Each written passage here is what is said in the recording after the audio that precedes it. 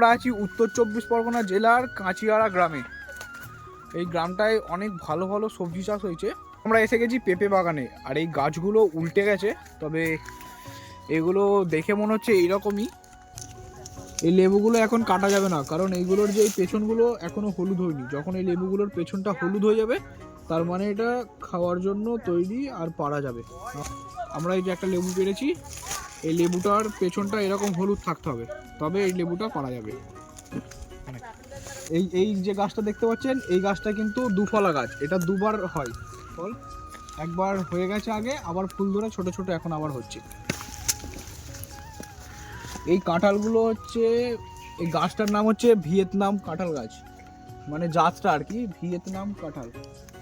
এই আম গাছটার জাতের নাম হচ্ছে কাঠিমণি জাত।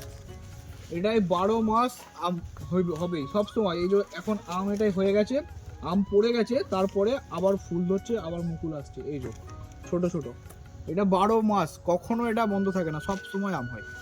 এটা আপনারা দেখতে পাচ্ছেন এখন বিট চাষ। আমি দেখে দিই, নিচেই বিট দেখা যাচ্ছে। এই যে এগুলো বিট দেখা যাচ্ছে, বিট চাষ। এর সাথে সাথে এখানে ফুলকপি চাষ হয়েছে, আর মাঝখানে মাঝখানে পেঁয়াজ চাষ করা হয়েছে।